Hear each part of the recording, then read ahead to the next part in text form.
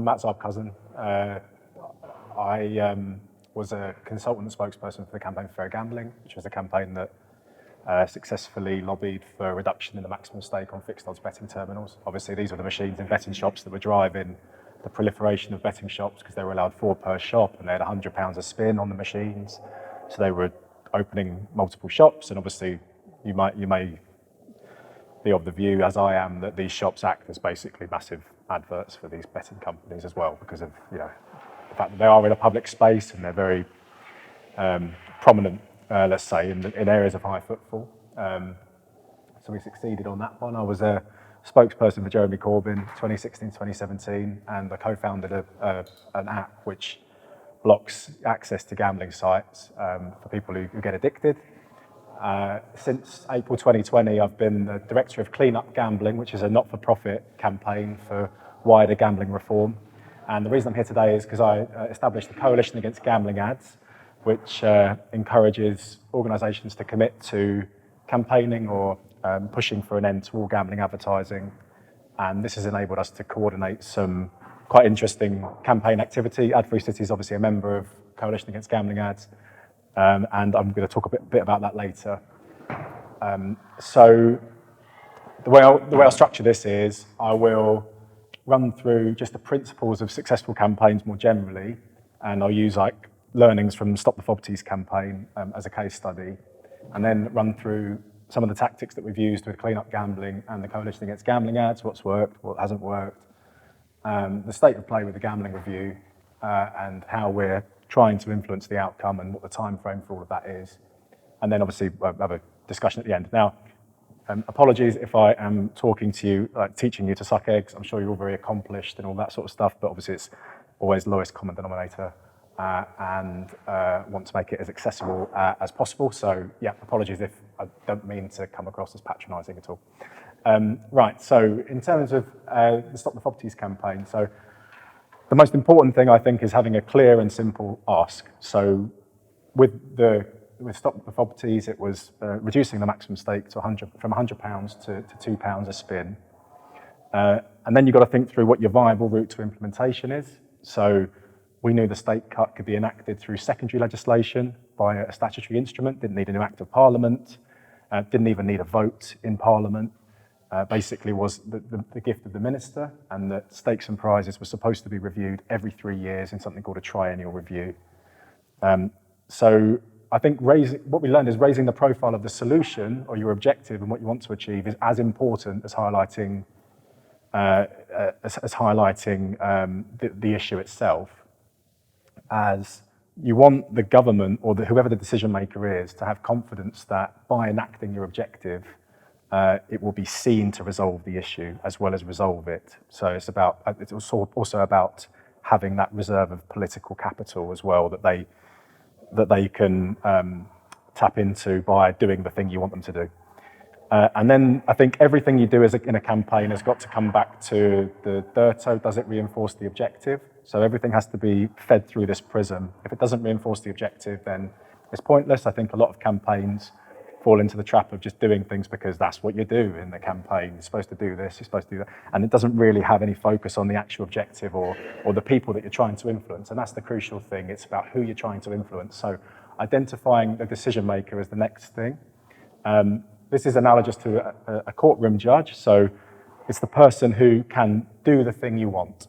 Who is it? Is it a council leader? Is it a minister, government minister? Is it a corporation even, if you're lobbying in that way. And then I think one of the things that we learned not to do quite quickly was not attack that person that can do the thing you want to do. So all campaigns are different. This isn't one size fits all. Some people have different tactics, and that's for different reasons. But what we thought in what we were trying to do, because our decision maker was the gambling minister, or the minister responsible for gambling, if you attack them, particularly government ministers, it will just enable them it will get their backs up, they double down, they dig their claws in, and then they want to build alliances with your opponents. So I think it's much better to attack the opponents of reform and allow the decision maker, whoever that is, to ride to the rescue and be seen to solve the problem. So we raised the profile of the issue and the solution in the media, and Tracy Crouch, Conservative MP, when she became aware of the campaign while she was a backbencher between 2013 and 2015, and then she was appointed government minister, gambling minister, following the 2015 election. And because she was aware of the campaign in the lead up to that election, she was prepared to listen to the evidence and eventually commence a review into fixed odds betting terminals. It wasn't a done deal, obviously.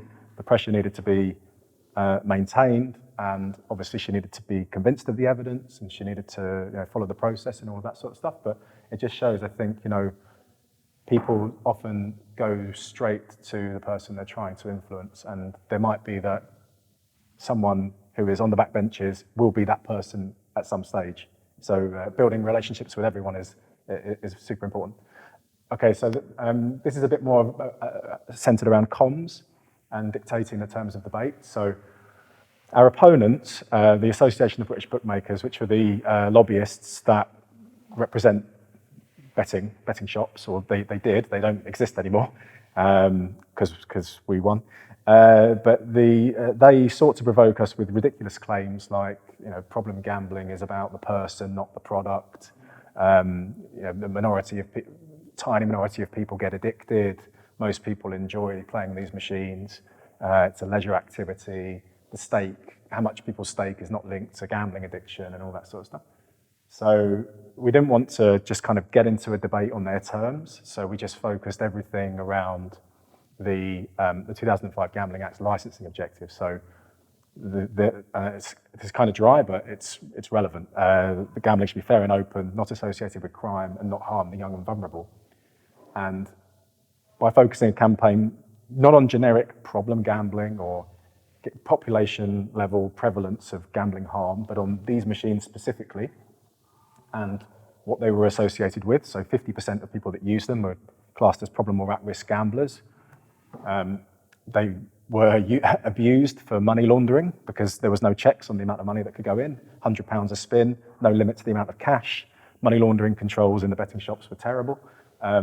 And they were a magnet for disorder. So there was police call-outs to betting shops were substantial and increasing every year because frustrations and people losing more than they can afford and creating a generally quite a bad environment for the high street. So we focused it just on the machines, and we called them the crack cocaine of gambling. And this was useful not just because it got the media's attention, but also because it reframed the debate around the cause of addiction.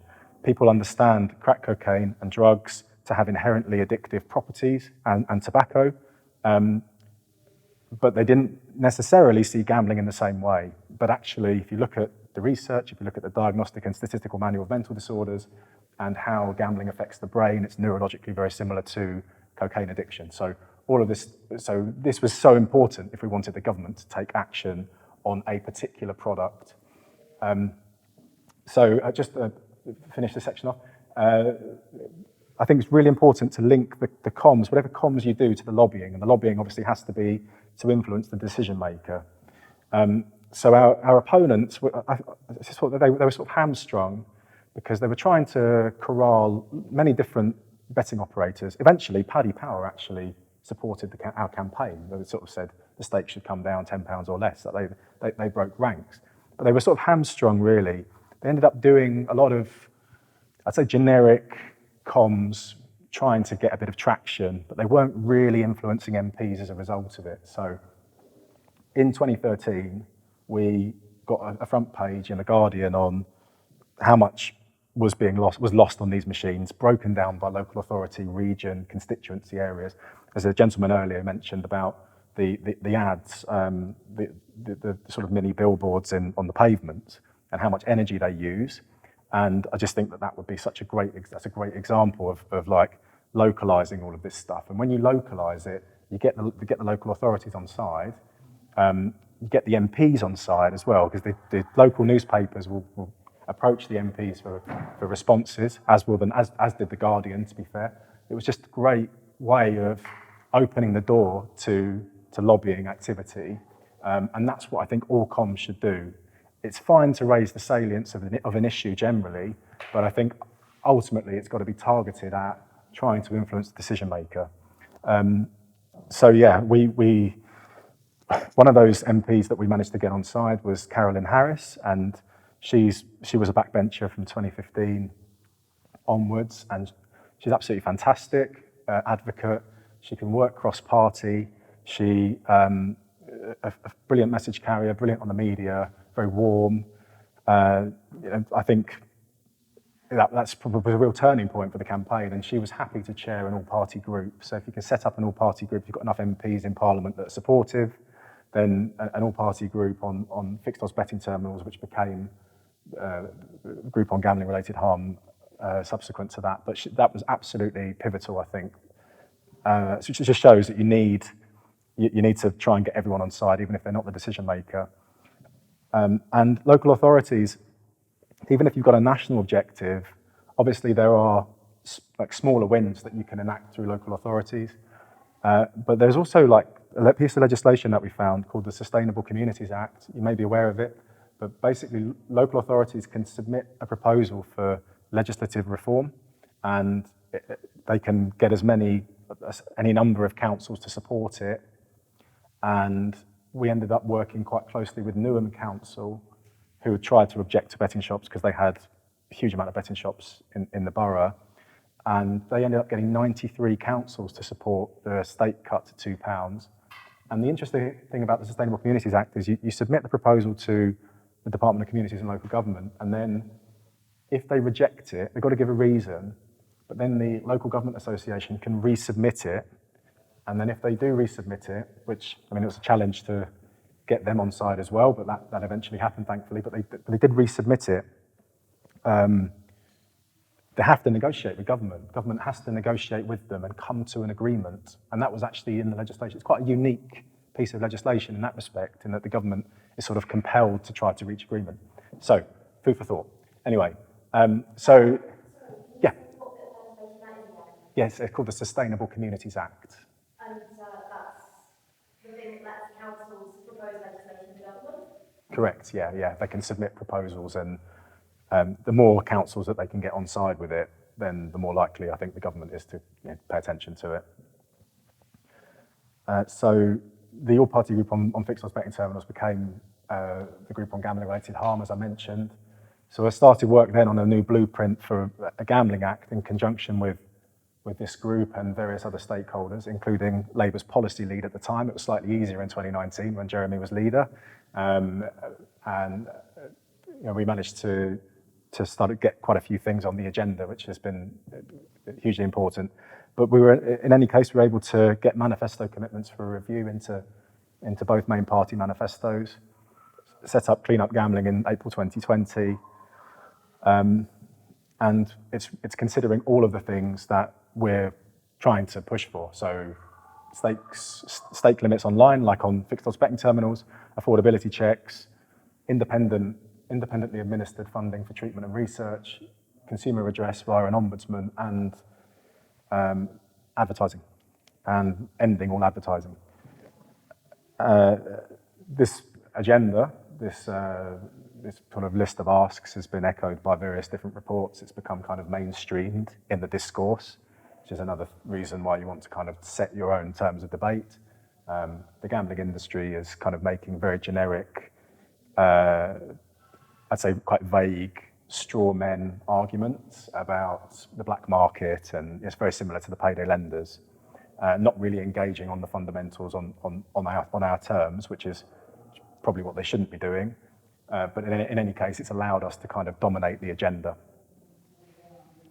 So I just want to show you a video shortly. I'm not going to play it through this because I think it will. I tried it earlier and it didn't like it, but I will just bring it up in a second. But I set up the Coalition Against Gambling Ads.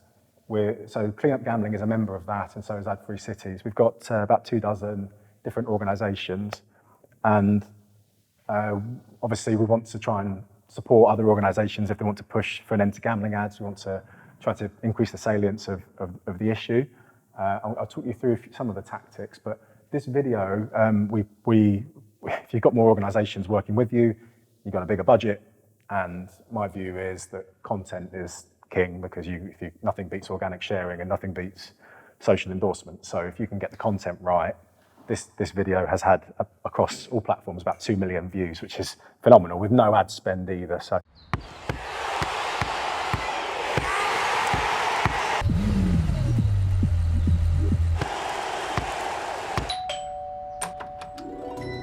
Is your dad in? He's on the phone. You're... Did you see the game then? Yeah, I watch every game. You scored a blinder. You bet I did. Who's your favourite player then? What do you reckon the chances are I can do it again next week? Easy. You're the best striker in the league. Yeah, you can bet on it. In fact, you should. How much pocket money do you get? £5 a week. Is that all? Never mind. If you bet on me scoring in the first half next week, you can turn it into £50. What do you think? Do you think I've got it in me? Of course, but I only get pocket money on Sundays. I could ask for it in advance. Or maybe you could just borrow it. It makes it so much more exciting. My mum keeps changing the jar in the kitchen. Wait a minute. There's got to be £5 there. My man. I'll see you next week with your £50. Wait, but what happens if you don't score? Well, then I won't come back. But that's not likely to happen, is it? See ya. Who was that? You'll never guess, Dad. It was Rich Turpin. Come on, son, don't be daft. Look for yourself. What did he want? Is your dad in? By allowing gambling companies to sponsor our teams, we're giving them a route into our kids' hearts.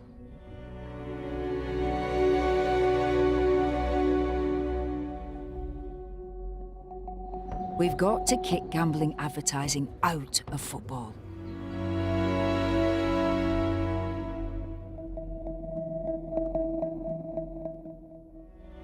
Gambling destroys lives. Support the Coalition Against Gambling Ads. Don't make a hero out of gambling.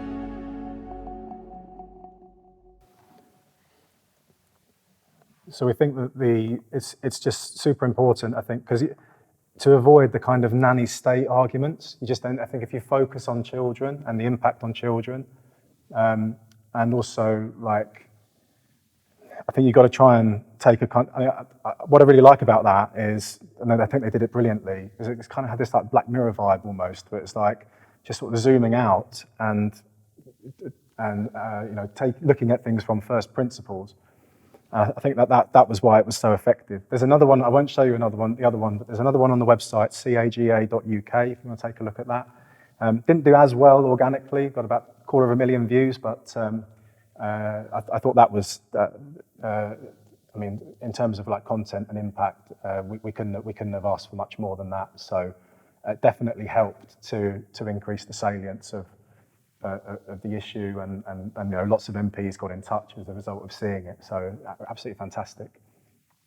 So there's a few of the things that we tried to do, we were able to do because we had more resources and more members and more people willing to contribute and help. So we did a thing called Park the Bus.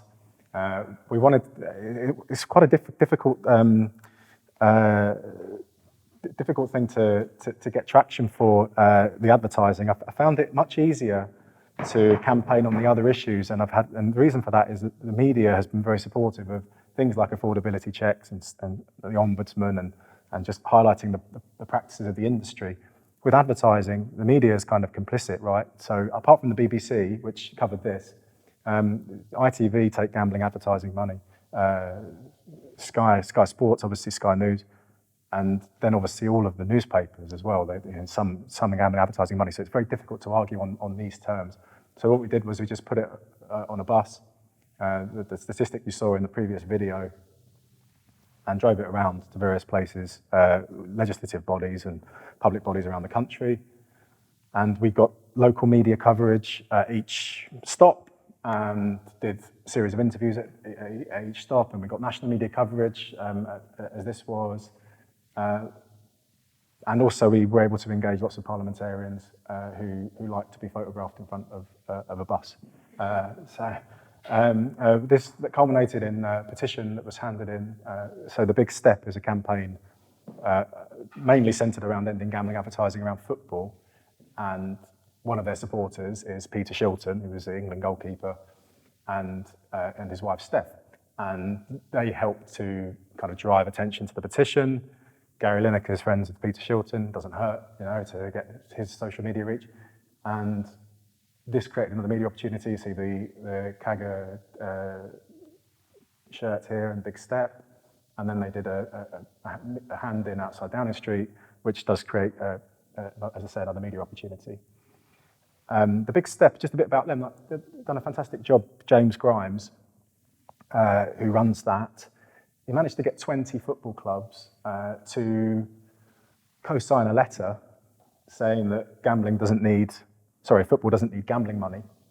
And there was a lot of talk about the government removing the gambling ads from the football shirts, but this focuses on other aspects as well. So pitch perimeter. There's no point doing the football shirts if you don't do pitch perimeter, if you don't do the ads on TV. So this is just kind of saying like the arguments that the Premier League clubs are making and the Premier League itself about needing gambling sponsorship is obviously a nonsense. These clubs manage just fine without it, and it's a tiny fraction of their overall expenditure. So this was a really, really good media hit when it came out. And then some of the things that Adfree Cities have been involved with, as a member of CAGA, obviously the gambling ad ban in London and in Bristol, which have been fantastic, and I think it's really positive that gambling is now seen alongside fast food and alcohol and on a parity with that. So there's been quite a bit of political pressure, obviously, and the gambling industry, as a result of that, has been more willing to, let's just say, offer some concessions, which obviously don't go far enough, but they do, I think, as I like to say, every concession is a confession.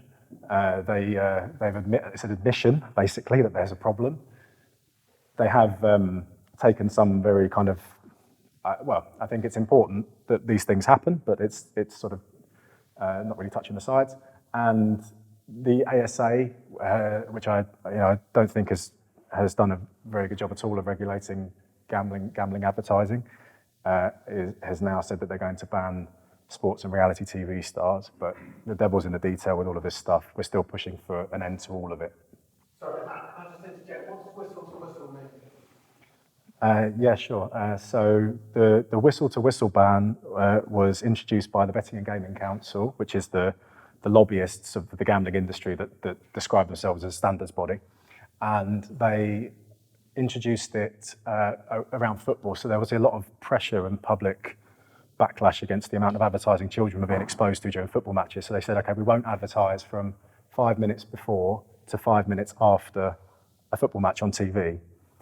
Now, obviously, if you've got pitch perimeter advertising, if you've got shirt sponsorship, it's sort of meaningless, right? It's not really a whistle-to-whistle ban, but it's kind of, and then they did a study where it was like, the top line was like 99%, children see 99% fewer gambling ads on TV during the whistle-to-whistle ban. It's like, well, it's self-evident, right?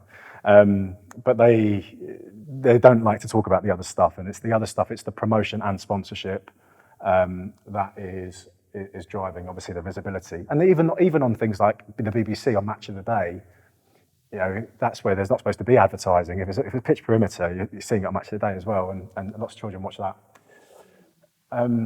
So where we are, we're expecting a white paper of recommendations in response to the gambling review next month, so pretty soon.